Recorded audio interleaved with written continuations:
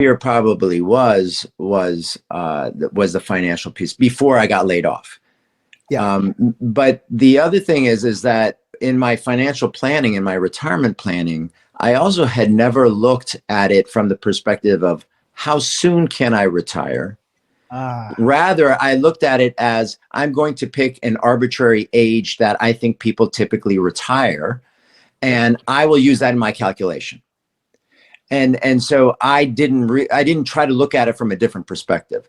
I didn't look at it from the perspective of like, what if I stopped doing this and I did something else? How could we manage that financially? I didn't look at it from that perspective, but I also didn't know what I wanted to do other than this. Yeah. So like, had I found a passion, maybe I could have figured it out. But yeah, no, I think the biggest issue with me was the financial one that prevented me from doing it.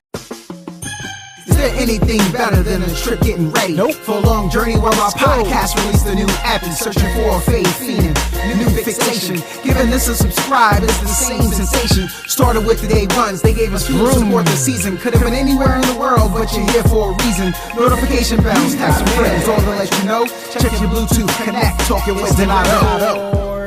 Welcome in, everyone. This episode, Chokeholds and Cha-Cha. How Marco Hurtado dances through life with our guest, the bearded boomer. This is season 2, episode 108. Today's guest is a true testament to the power of reinvention. After nearly 30 years in corporate America, Marco Hurtado found himself on an unexpected journey, becoming a black belt in Brazilian Jiu-Jitsu, a dance instructor, and a social media star with over 1 million followers. From teaching seniors how to move to competing on an NBC dance show hosted by Shakira, Marco has embraced every new challenge with passion and energy. And I can't wait to dive into his incredible story. Marco, how are you this evening? I'm wonderful. Thank you, Donato. And that was the first time I heard the title of the show. And it cracked me up. Chokeholds and Cha-Cha. I love it. I love it. It was awesome. I'm gonna use it if you don't mind. I'm gonna use it. No problem. No problem. I love puns and I try. That was good. Marco, I want to jump right in because this story is incredible and this hour is going to go quick. So I gotta go. After nearly 30 years in corporate America, what was the biggest mindset shift you had to make when transitioning into this new career path? Well, so it wasn't a direct transition to the career path. After 30 years in corporate America and 23 years with Pfizer directly, I got laid off through a corporate reorganization. It wasn't related to COVID, but it was during COVID. Obviously, Pfizer wasn't impacted negatively from COVID, so it wasn't that. They just do a lot of reorganizations. They're always doing it. I was the odd man out this time. And so at a certain point, I was trying to determine if I was going to re-enter the corporate workforce or something else. And that something else kind of played out in the sense that I realized that I could retire. I'd saved enough and lived frugally enough over the years that I was able to retire. Changing my lifestyle a little bit, but at the same time, still being able to do what I wanted to do. Thing was, I didn't know what I wanted to do yet. So it was kind of like a discovery of what interests me. And then that kind of led from one thing to another. And I started going through this era of yes, where I was going to say yes to every opportunity that kind of came my way, and just things that were out of my comfort zone, I was going to say yes to. And that helped open up some things. So eventually it turned into teaching jiu-jitsu, and which is a passion of mine. Then it turned into teaching dance, which is also teaching in general, or sharing, my passions with other people. Was something that I kind of stumbled on.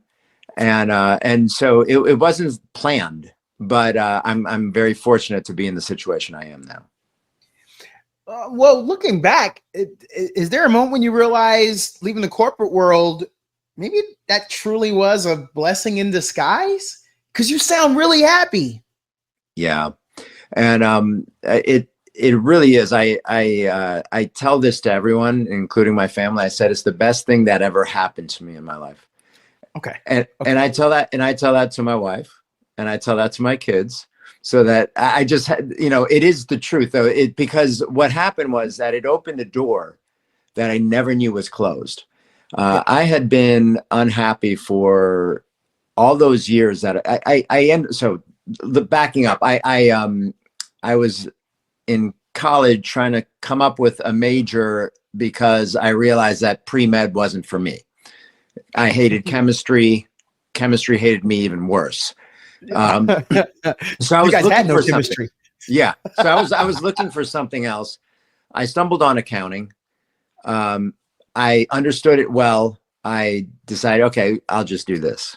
There was nothing behind it other than I needed something at the time. I needed a major. And then I just ended up in a career of accounting, auditing, compliance, very unfulfilling from a personal perspective, but it was rewarding from, kind of a lifestyle perspective, financially secure, traveling the world for the company and so forth. But I really was unfulfilled personally. It wasn't a passion, and I ended up becoming what there's a book called Station 11. They made a movie about it as well. And there's a weird kind of retrospective in that book where they talk about this person who is extremely unhappy at work, and that he essentially, they called him a high functioning sleepwalker, where he just goes, every day he's just, slogs into work and then is hoping for the 15 minutes of like cooler talk where someone might make a joke and it might make him laugh, or then he's waiting for the weekend to come by just so he could kind of like spend some time doing something that he likes, waiting for those 2 to 5 weeks, whatever number of weeks you have a vacation a year, just kind of like waiting, right? And you're a high function, you're just going through the day, you're going through the week, you're going through the year, really not living, and you're sleeping. And so this is what I was. And so when I got laid off, it hurt because and any time you get laid off, it hurts because you feel like, why me? There's something wrong about me. Why don't they like me? Once I got over that, I realized how incredibly unhappy I had been in my corporate career. And it allowed me then to see the world differently. It opened up the yes era. It just allowed me to figure out what I loved, and then try to figure out, how to make that into a second career, how to make that into something, that I can continue doing for a while. Yeah. Marco, many people struggle with reinventing themselves later in life. What advice would you give someone who feels stuck in a career that no longer fulfills them? It's a very difficult question to answer because it's very specific to the people and their situation. And had I tried to do this 15 years ago or 20 years ago, it would have been more difficult, because I still needed I felt I needed the financial security because I had a young family at the time. Yeah. And so I was the sole provider. And so it doesn't feel like you would take risks. Right. But I do look back upon when I was, in college or at that age. And and what I tell my kids is really try to find something that you're passionate about, that you love to do, and then figure out a way to make money, enough money to live the lifestyle you want to live. Meaning, hey, if one of my daughters, she really wants, because I was telling her, you could do this and this, and you could have like an equivalent type lifestyle like we do. And she's like, no, I need more than that. And I was like, okay, hey, look, to each their own. But she knows that this is what's going to make her like happy in terms of that lifestyle. then you have to plan accordingly to have a career that's going to provide enough for that, right? Yeah. So had I taken risks earlier in life, it would have been a lot easier. Later in life, until you get like to a point where, hey, I can retire, in between, it's difficult to take those risks if you have like a family, and so that's why I kind of like that period of time, I didn't feel like I could do anything, but I wouldn't have tried anything either had I not been pushed out the door. I feel like you answered it, but I still want to kind of drill down. What was the biggest fear or hesitation that you had when stepping away from corporate life, and how'd you overcome it? I thought maybe it was that financial piece you mentioned, but I'm just kind of curious, your biggest fear or hesitation. So in my case, what the biggest fear probably was the financial piece before I got laid off. Yeah. But the other thing is that in my financial planning, in my retirement planning, I also had never looked at it from the perspective of how soon can I retire? Rather, I looked at it as I'm going to pick an arbitrary age that I think people typically retire, and I will use that in my calculation. And so I didn't try to look at it from a different perspective. I didn't look at it from the perspective of like, what if I stopped doing this and I did something else? How could we manage that financially? I didn't look at it from that perspective, but I also didn't know what I wanted to do other than this. Yeah. So like, had I found a passion, maybe I could have figured it out. But I think the biggest issue with me was the financial one that prevented me from doing it. Once I did get laid off, what I realized was, and very quickly, is that if you don't have hobbies, if you don't have interests, there's a lot of time that you used to spend at work that you have to now account for. And it sounds great at first. It gets boring extremely quickly. And so that then starts making you feel somewhat useless, and it can be very debilitating. So I think that if anyone were looking to retire, you need to figure out how are you going to fill your time, and it's not going to be golf. It's not going to be like the beach. It's not. You can't do that to account for all those hours in a week. So that's kind of what it was for me. What's something you discovered about yourself through this career shift that you never expected, though? Because did you not know that you were going to be so adept at the grappling arts? Did you not know? Did you think you moved like Frankenstein and wasn't a dancer? I gotta know, like, how did you discover these things? I've been training Brazilian Jiu-Jitsu since 2013. So I kind of knew, but I hadn't been teaching it all. So I didn't realize that, that was potentially an option. Yeah. I felt I could dance. I have my own style of dancing that I developed when I was younger. And then when I started getting on TikTok in 2019, it seemed that people liked it. And so then that's kind of what, but I didn't really think I could teach people as well. And I've been learning. So both those things, I've been learning how to teach, how to become a better teacher. And it's an evolution for me. So it isn't like I didn't know I could do these things in terms of dancing or jiu-jitsu. I didn't realize that I could teach them, and I didn't realize how much enjoyment that would bring me. Mm-hmm. How do you define success now compared to when you were in the corporate world? That's a great question, because it was different. Now that I think back upon it, success in the corporate world, by corporate standards, right, is an evaluation that you have every year, raises, promotions, stuff like that. And that really didn't mean much to me. It didn't bring me fulfillment. What I did afterwards, and I did that last year, I think, I created myself a mission statement, which is what I want to do is I want to help people become healthier and happier. And so that's through teaching jiu-jitsu or teaching dance or just my online content, which seems to bring a lot of enjoyment to people. So what the success to me is positively impacting someone's life.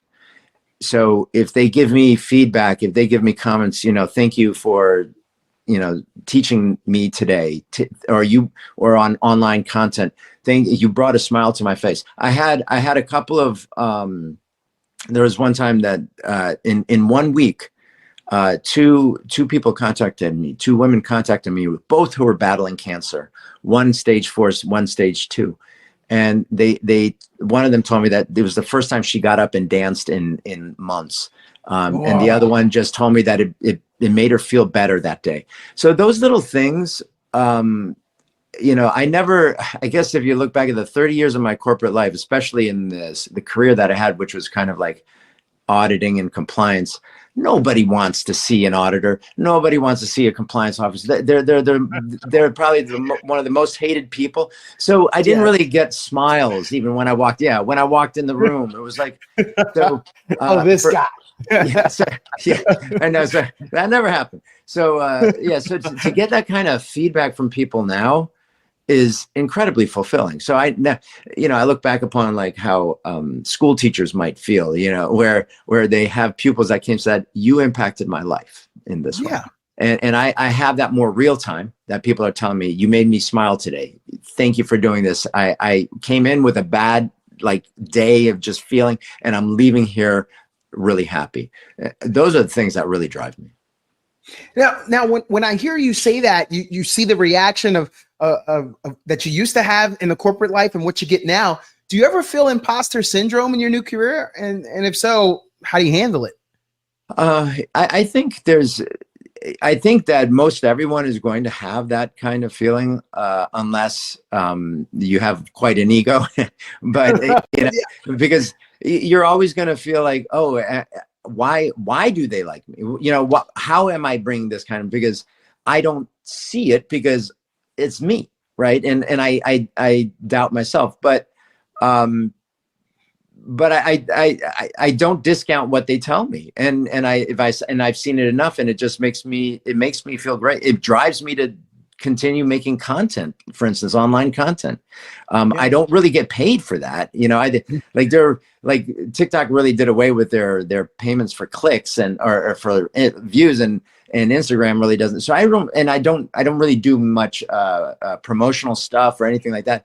So, and I don't do lives. I don't want to make it into a job, right? Where I've seen a lot of creators, a lot of the people who started getting popular around the same time I did, they're on lives every single day. They are working it, and good for them. They're definitely using it as an income stream, a revenue stream.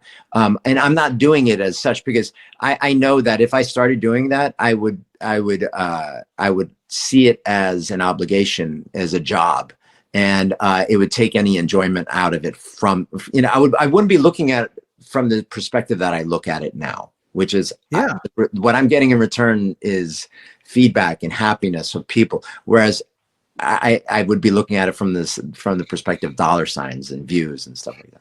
Right.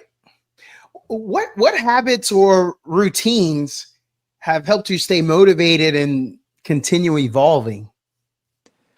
Well, I guess in routines or habits, one thing that I recommend to people in general is, from a dancing perspective, and this is what I didn't used to do before probably a few years ago, was playing music in the rooms that you are most often, right? And I don't know why I stopped doing that. And especially, you know what? I'm so old school. It's probably because I didn't have my records and my CDs there. So it probably took me a while to get used to the streaming. But So now, like, I'm always playing music, like in the kitchen, because that's where I spend most of the time, in the kitchen. And so I'm always playing music. And I use this app. It's called Mixcloud, and it has some of the most amazing mixes. And I just love going down rabbit holes looking for, and I have all these playlists on there. And so I get enjoyment from that. But what it helps is it kind of gets my creative juices flowing. So it's a habit that has helped me kind of just keep just dancing in my head, like constantly. And so that has helped a lot. That's one, I guess, habit that has helped. Your Brazilian Jiu-Jitsu journey. So you started training BJJ at 44. Yes. That's later than most. What was the biggest challenge you faced and what kept you going? The biggest challenge was time, to be able to train when I was working, because I was also traveling from time to time. And so the consistency in training, that was a little bit difficult. The other aspect was managing my enthusiasm, managing my expectations. And I see this with so we get a lot of older people starting jiu-jitsu in my academy. And it was one of the things that I love to do, try to get older people in their 40s and even 50s. But what it is it is a martial art that's very addictive. And it's a lot of fun, and you want to just do more and more and more of it. And then often what happens is that you might have a little injury, but you're like, I'm going to go train anyway. And it starts becoming more aggravated. And so a lot of times we tell people just to really listen to your body. And if your body is saying, hey, maybe you need to take a little bit of rest, it's okay. And so that was the problem that I had, because especially when you find something later in life that you loved to do, you also see kind of the time frame that you have to enjoy it is much shorter than if I were 25 years old. Yes. And so in general, when I look at my life, it's somewhat morbid, this concept, but I don't see it as morbid. I just see it as a way of living my current life. But so what I did was my father died in his 70s. So he was not old, but not young. For some reason, I picked the age 70 that I'm going to die. That's how I'm going to live until the age of 70. I'm 56 right now. And so if that's the case, then I have 14 years left to live. And so when I think about, I have 14 years left to live, how am I going to live these years? Right. It makes me look at my life differently than it's a date that I don't know of, but it'll be out there sometime. No, I'm picking a time, and then I'm like going back and saying, okay, well now you're on the stopwatch, and you got to try to figure out what you want to do. So how do I want to live my life? But that also is counterproductive in the sense where I have something like jiu-jitsu and I want to like train because I only have a certain time span to do it. And so it's kind of like managing those two things. How has BJJ impacted other aspects of your life, like your mindset, discipline, or even your approach to dance? It hasn't necessarily impacted my approach to dance. Okay. And people have asked me that before, which is interesting that people kind of relate the two. The relationship I think that they have and what they share in common, besides just the physical nature of body movement, which is great. But there is also creativity. So in dance, obviously, there's a lot of creativity in terms of coming up with a choreography or using different movements for different beats or sounds and so forth. There's creativity involved there. In jiu-jitsu, there's also creativity. There's a lot of creativity. It's jiu-jitsu is a martial art where it isn't like set in terms of a number of katas or a number of things that you have to execute, that forms, that you have to execute, and it's limited, right? So there's one way of doing it and doing it the right way. That's it. In jiu-jitsu is much more free-flowing. You can come up with your own techniques, which I have. You can come up with variations of other techniques. There's no real like one way of doing something. Even just tying a belt, the jiu-jitsu belt, right? You can go on YouTube and there are many ways that you could learn how to tie a jiu-jitsu belt. So I give that as an example in terms of, it's just from tying the belt. There's not just one way of doing it. So that's kind of the relationship between the two. But I don't think that one has bled into the other or vice versa, other than the fact that some of my videos I shoot at the academy before class or something like that. It's a good warm-up. It's a good warm-up, I'll tell you that. Yes, it is. Yeah. Yes, it is. What's the most surprising lesson BJJ has taught you that people might not expect? So one of the adages that we use at our school and my professor loves to use as well is becoming comfortable in uncomfortable situations, right? Okay. So in jiu-jitsu, one of the things that you do as you learn jiu-jitsu is that you're going to get stuck in very bad positions. Someone might have your back, someone might have you in mount, so they're sitting on your chest, or side, and it feels for someone who isn't used to it, it's extremely scary to be and uncomfortable. And so over time with jiu-jitsu, you start learning the position, learning how to manage yourself in that position from a self-defense perspective, how to escape those positions. And you learn how to become comfortable over time. So that is a great lesson to apply to other parts of your life.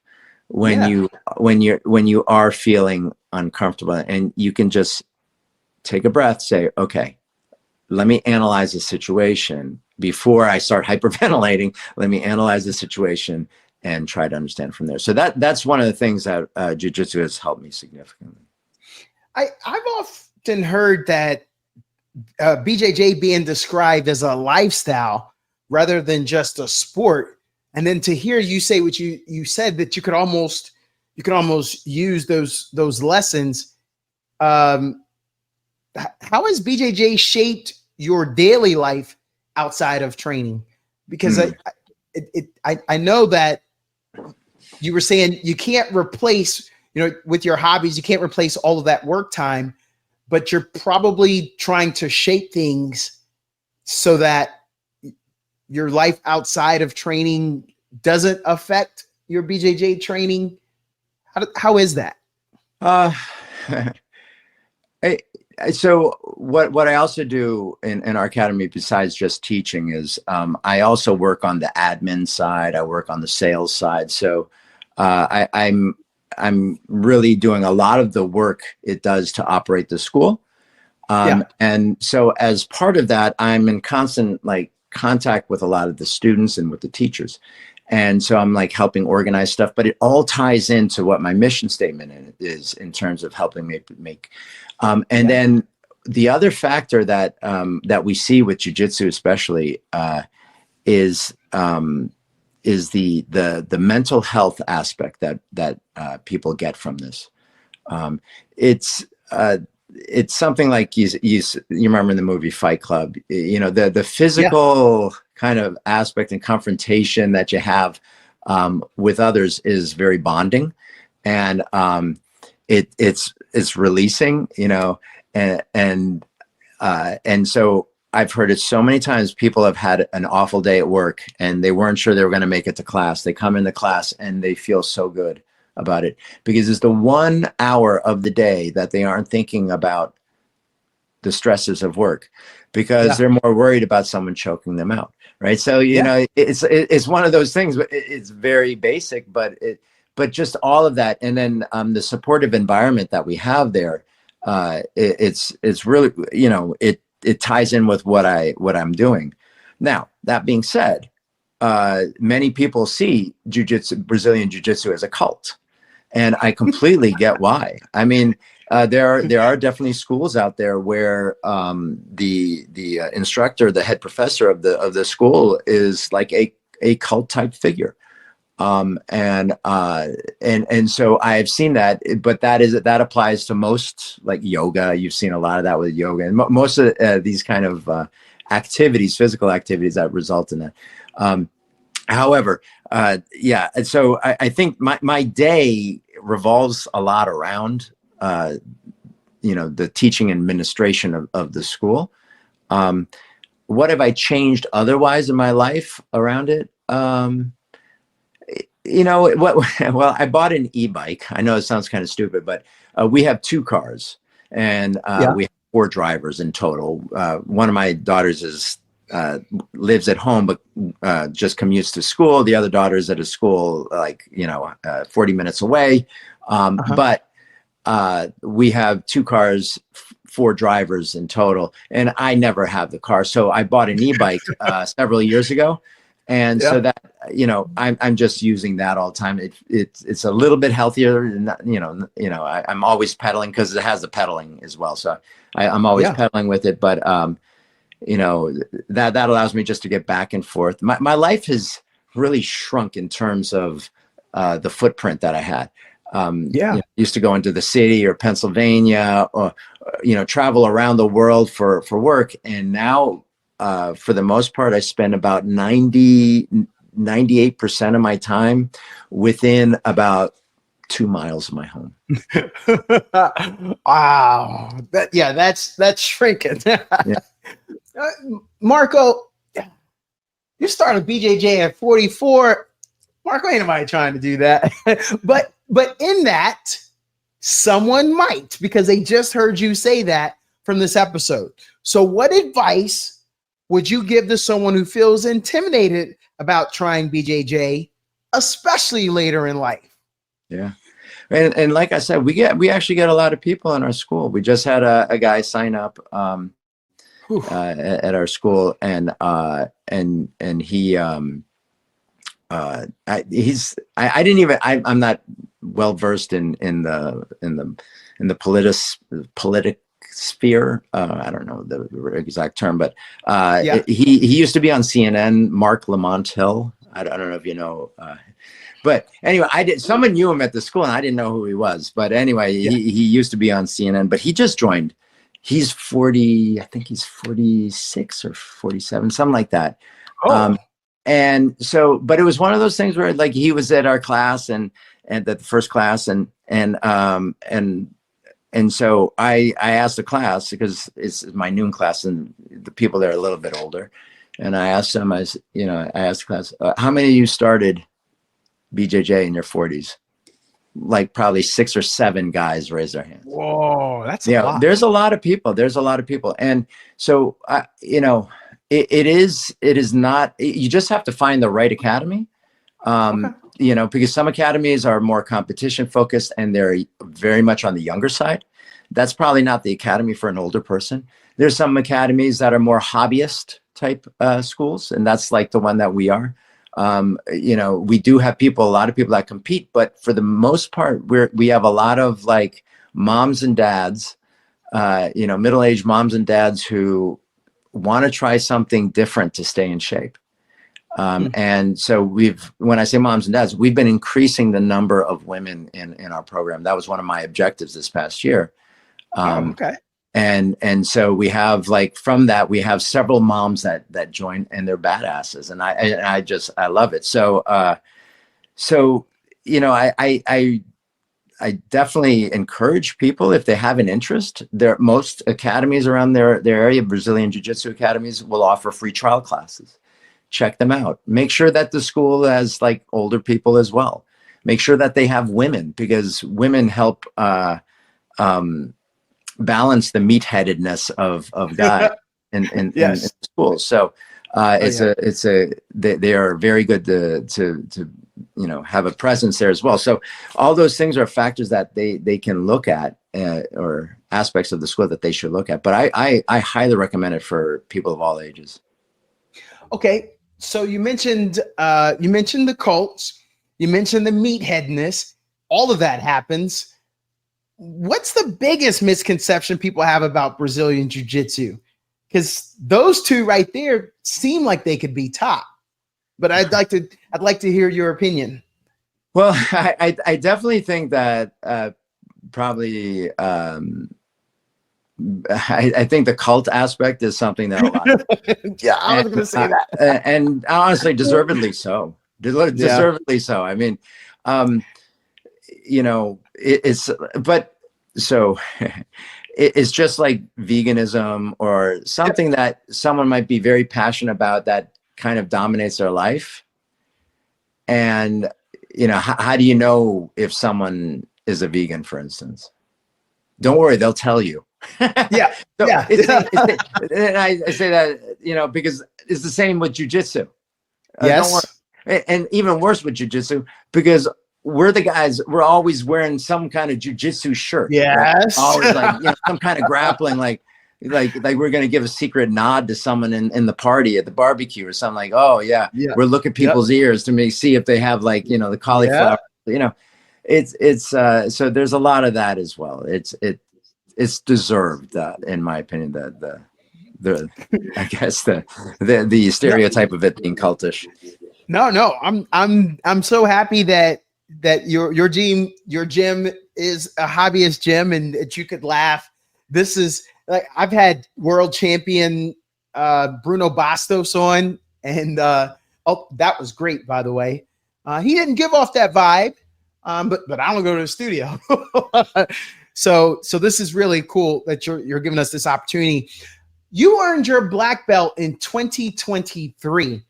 What did that moment mean to you? Well, it's interesting. So with jiu-jitsu, you know, so my professor has been a black belt since 2006 or 2007. His professor, who's a few years older than me, has been a black belt since maybe 1996 or something.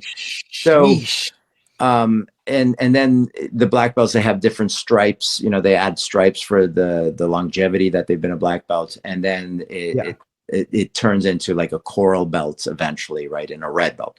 And but the thing is that as once you start training jiu-jitsu, and as I started getting closer to the black belt, it was a peak that was, you know, an objective of mine to get to. As I approached that peak and I started getting closer to the peak, I started realizing all these other mountains in the back that were much higher than it, right? And so you just really realize that it's just part of the journey, right? Because you're always going to keep learning. And that's one of the great things about jiu-jitsu. You never completely master it. It's an ever evolving puzzle. And so that's what makes it exciting. That's what's so addictive as well. So I think one of the realizations I came to was that, you know, this is just one more step in my journey. And that journey is not going to have an end until I ultimately stop training or I die. So one way or the other. But yeah, there's almost always someone in the world better than you, that's been training longer than you. So and there's more to learn. Yeah. Have you had any memorable student success stories that really stuck with you?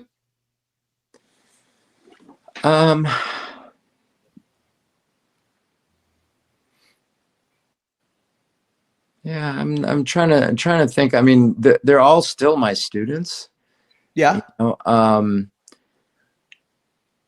So, I mean, I think they're still. I don't know. I can't really name one in particular. Yeah. But one of the things that we do is, so I run a boot camp at our school. We have a beginner boot camp. We started this last year, and so my professor actually was living in Costa Rica for the year and then he said he had this idea that he wanted to start up, but he wasn't here. So I said, I'll take it on. So I kind of developed the program for it. and then did all the marketing for it. And so now this Thursday is going to be we're finishing our 6th one. So we did 4 last year, and we've done 2 already almost 2 this year. And it's a great introduction to people who aren't quite sure. They want to kind of dip their toe into jiu-jitsu before really committing. And they don't want to be intimidated. So they want to get, they want to join a class that everyone's starting at the exact same level, that they have no experience. And so it's been extremely beneficial for those people, those kind of people who aren't quite sure. The retention from those people who end up signing up as members was about 80%. So it shows that they are very interested. But what really, I think in general, the women that I've taught in the boot camps are the ones that I would say are most meaningful to me, because and it's what I tell the women all the time is, one, it's difficult to start something new for anyone. Okay. As you grow older, it's that much more difficult to start something new, right? Picking something up and doing something. It's, we're old dogs, and it's like not so easy to start something new. That's a very physical type activity like jiu-jitsu. It takes that much more courage to do so as a woman in a male dominated sport.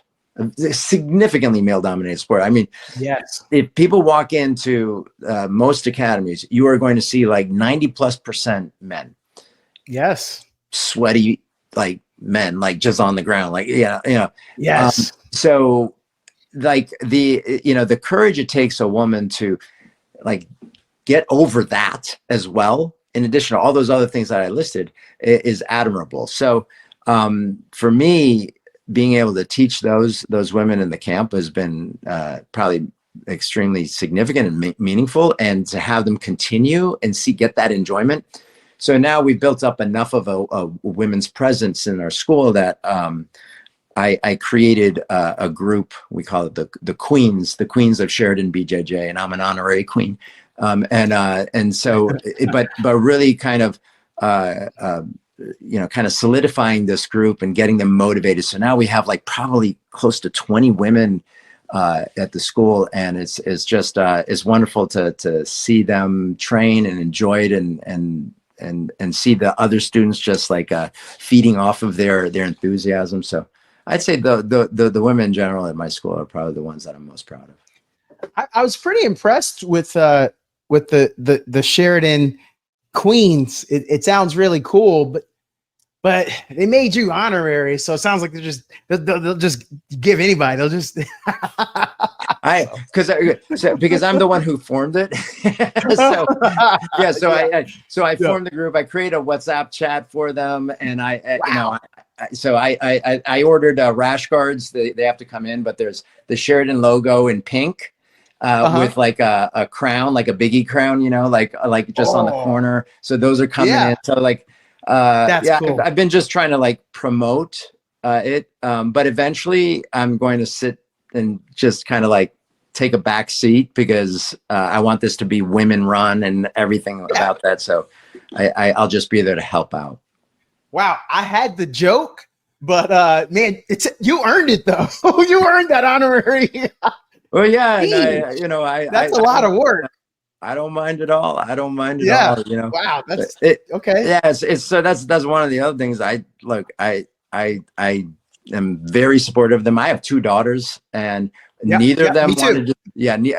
Neither wanted to do jiu-jitsu. They was like, ew, gross. Okay, so all those years, and they never did it. But at the same time, I just want to encourage kind of like the women power and the badass that they are. And so, I don't mind being called a queen at all. Yeah. Oh, I tell you, I got 2 daughters. They're both in judo, and there's just something about it, Marco, when my daughter throws a young boy or makes him tap, and that dad always looks over to me mad at me. And I'm like, what? This is, I guess your boys got to practice a little bit more. Guys hate that. And girls wrestling is becoming a lot bigger than it used to be now. Yes, it is. So that's an opportunity for them. But yeah, the just the ability to feel more confident about defending yourself is so important Yes. for women.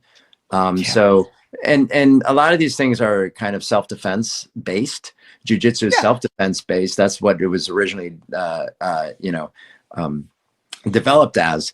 And so in our boot camp, we really show the aspects of self-defense really for people, especially women, to understand. Let's talk dance and social media success. And by the way, thanks for going down that rabbit hole of BJJ with me. Marco, we may have to have you back. I know a few black belts. So weird here. Maybe I bring all the black belts on. We may have to dive back into that one day. But your dance and social media success, you've built a huge following on TikTok, blending cosplay, dance, fashion. What do you think resonated most with your audience? Early on, it was cosplay. It was Master Roshi. So, and I didn't know who Master Roshi was until TikTok. Yeah. I mean, it's it was kind of like after my childhood that it was popular in Japan and then here. But people are saying, "Hey, you look like Master Roshi. You look exactly like Master Roshi." And I was like, "Who's this Master Roshi?" And then I looked into him. He's an interesting character, to say the least. I don't know if you know much about Dragon Ball and Master. I don't. I was just thinking I'm gonna need to go back. I normally edit these pretty fast. I might have to come back and put a side-by-side panel there. Yeah, because I have I don't have the glasses here with me, but I usually have the Master Roshi glasses on. I built a tortoise shell to wear as well, and bought a staff, and I went to anime conventions, and so whoa.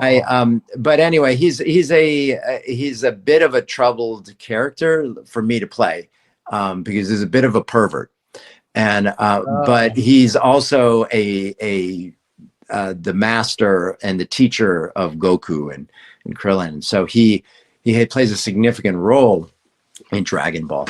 And so what I did was I went back to the original Dragon Ball once I started cosplaying him, and I saw the first 3 seasons of Dragon Ball, just so I would understand it better. And so that's kind of how I got into that. But I was trying to tie dancing in to that as well, which is why I still use on TikTok. I still have the hashtag Master Roshi Dances. I think I'm the only one who has that hashtag, but so I would use that a lot, just to kind of tie in the dancing. But then eventually I think people appreciated the dancing probably even more than cosplay. So I also wanted to switch away from the cosplay and focus more on the dancing. So I started moving more towards the dancing. I think one of the aspects about this that probably is one of the reasons that people seem to appreciate is they also see me as older than I actually am, for a couple of reasons. One is because I look older than I actually am. 2, because my account name is Bearded Boomer, and I'm not technically a boomer. I'm shy of being a boomer by 3 years, actually, but because I think it stopped in 1966. Was it the last year, or 1965? One of the two. So 3 or 4 years. But the reason that I took that name on was because all the kids on TikTok kept calling me Boomer. So this was back at the days of like 2020, 2021 or something like that. And it was okay Boomer. Like anyone over the age of like 35 was a Boomer to them. And so I was like, I had a lot of interaction with people back then. Now I don't really interact as much, but I was just trying to correct people, the kids, and say, I'm not actually a Boomer. I'm Gen X. I was, okay, Boomer. They didn't care. They just didn't care. So then I was getting kind of frustrated. So then I just adopted the name Bearded Boomer, because I was like, okay, fine. And I'll take ownership of it. There's nothing wrong with being a boomer. I don't care. just like Queen. I don't care. You know, whatever it is what it is. So it's just a name. And so and a title, and plus I like alliteration, so that's important. So Bearded Boomer it was, and they stopped. Well, now if they call me Boomer, it's just like for my name. But going back to why I think my dancing kind of took off was because they probably saw me as older than I actually was, and dancing the way that I was. Yeah. What was it like being invited to audition for Dancing with Myself? Can you take us behind the scenes of that experience? Sure. Yeah. They contacted me through, I think it was Instagram. Yeah, through Instagram. Okay. Or it might have been TikTok. I don't remember. But one of the talent agents, they contacted me and they wanted me to submit an audition tape. And so I did. And I went through a series of interviews for auditions. And I have never done this before, right? So this is completely, but this is like my era of yes. So I'm going through, I'm just, okay, let's do this. And they said, okay, you're in. I said, awesome. So I flew down to Atlanta to shoot the episode down there. And I had to go down twice because they had some stage problems. So they couldn't film anyone. And so we had to go back. My episode had to go back home, and then they called us in later again, and we went back down. So we were outside of Atlanta, Georgia, at a place called Conyers. It's the middle of nowhere. Oh, you know where it is?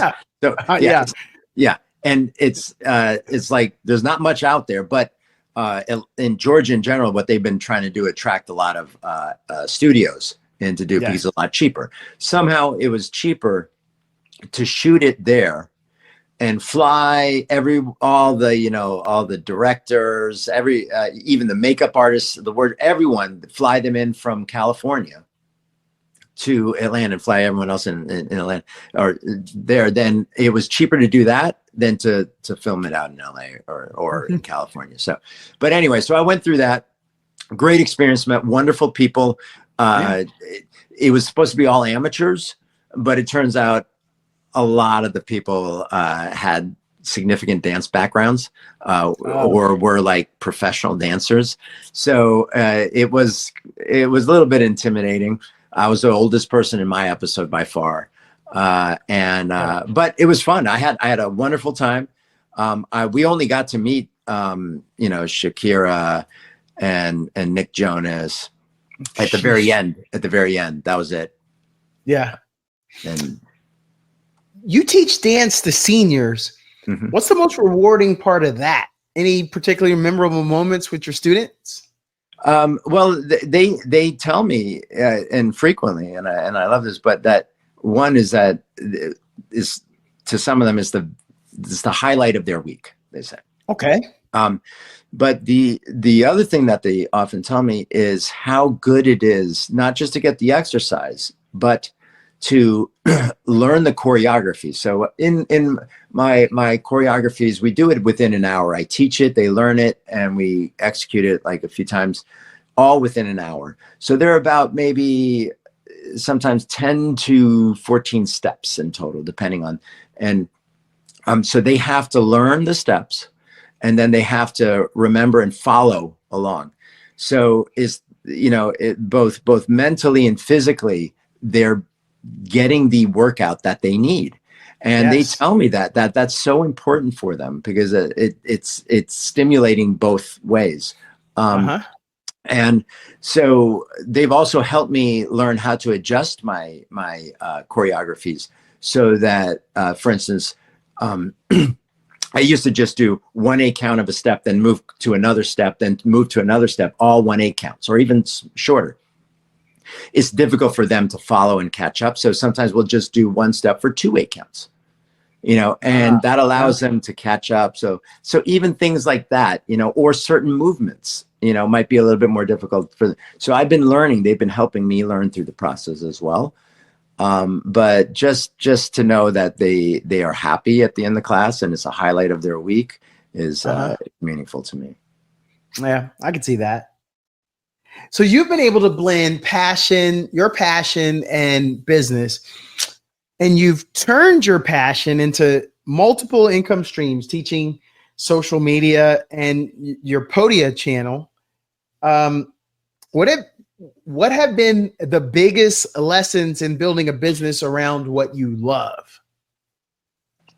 Well, luckily, I'm not dependent on my revenue streams because they don't generate enough money that I could, live the lifestyle that I'm living now. So luckily, I'm not dependent on it.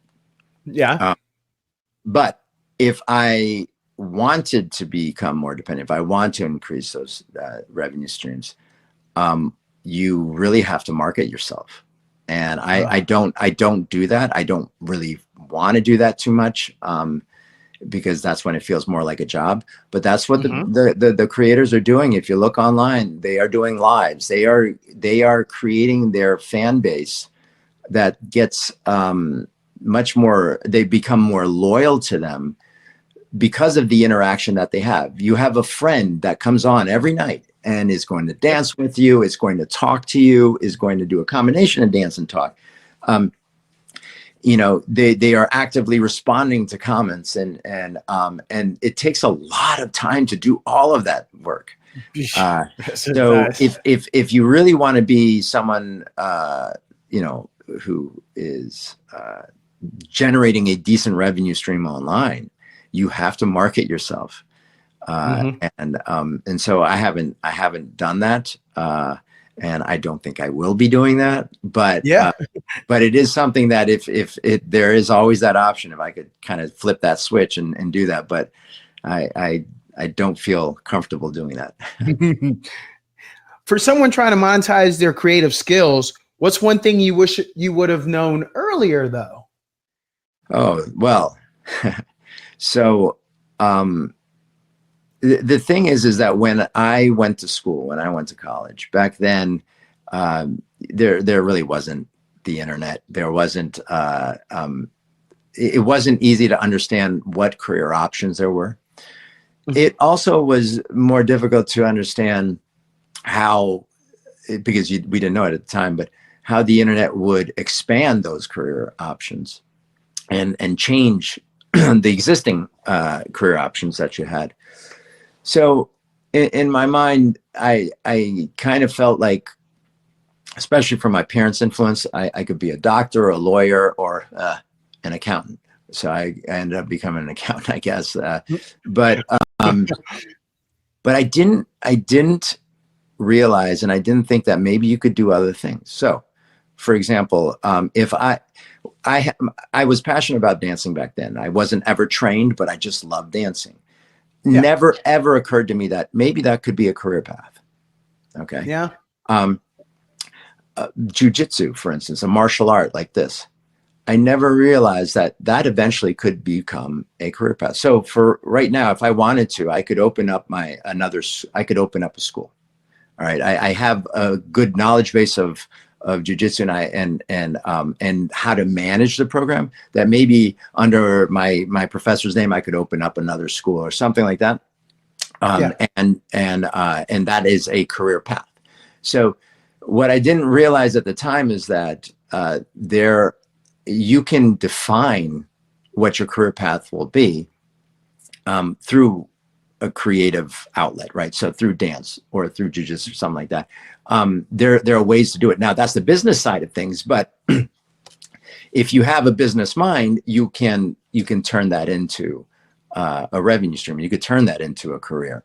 And I wish I had thought of that. I wish I'd known about that earlier on in my life, and maybe I would have pursued dance as a career. And so that's what I'd say in terms of telling my daughters, find something you're passionate about and then figure out how to make enough money to live the lifestyle you want to make. Yeah. Does the online version of you feel different from who you are in your everyday life, or are they one and the same? Oh, it's definitely different. And I would argue that for most people, it's going to be different. When I post my videos, it's usually after one, if it's a dance that's out there, I've practiced that dance multiple times. If it's a dance that I've choreographed or that I'm coming up with myself, then I've developed a choreography, and it's taken me like trial and error, figure out what I want to do. So there's time even before I get out there. And then when I, record the video, I make multiple drafts. Like I posted one today and I probably had, I don't know, probably 8 drafts. Sometimes it's less, sometimes it's more. And some of that is frustrating. Sometimes you don't do it well, and and then I start getting sweaty, and then I'm like, this is not fun anymore. But while I'm actually dancing, I'm enjoying it. So that's why a lot of people say you just see the happiness in my face. When I'm actually dancing, you can't fake that. That's fun for me. It's when I screw it up, that's frustrating.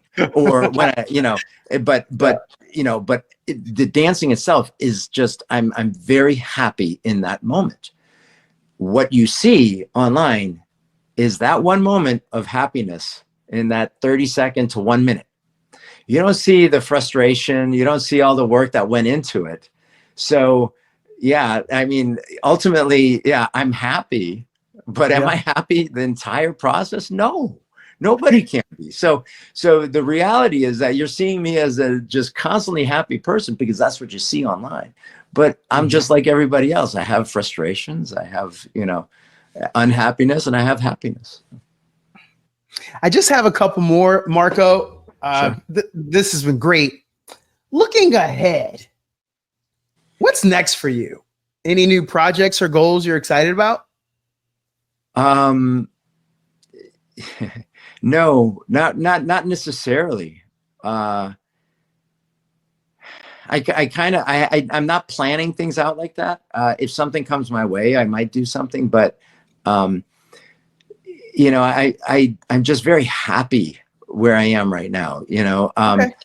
and I haven't been this happy in so long. So like, since kind of the door opened and I woke up, it's been an evolving state of mind, but evolving to more happiness. And so sometimes I think to myself, well, you know what? These people that I used to be friends with in the corporate world, now they're like executive vice presidents and this and that. And I'm like, comparison is, what is the term? What is it? I forgot what the, Roosevelt came up with it. Comparison is the evil of, or something like that. I forgot. Something about how comparison is evil. I forgot the exact quote. But it just makes me, when I start doing that, it makes me feel like, okay, I don't want to go back to corporate. I would never do that. Or if I see another creator like just killing it out there, like, and they're, I can see, they're just, I don't want to feel like I need to do what other people are doing because I'm happy in what I'm doing. So I don't necessarily have objectives or goals.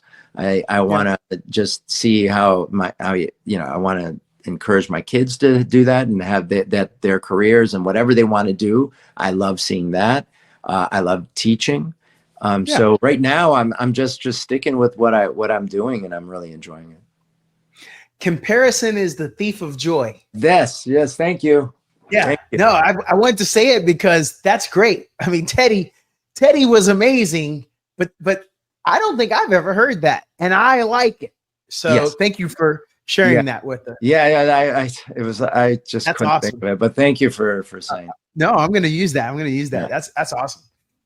All right, last question here. If you could leave behind one lesson for people watching your journey, what would it be? Well, and what I kind of wish I had done in the past was more risk taking, right? Okay. And I was locked into kind of this life that I had because I thought that's what I had to do. And I wish I had taken more risks when I was younger, different opportunities. And I look back upon my life, and I was probably risk averse in general. And and I regret that because I think that had I taken more risks, there would have been more of an upside on happiness at the time, but there's a risk related to it. So financially, maybe it wouldn't have been as good. But you know, I never found out because I never tried.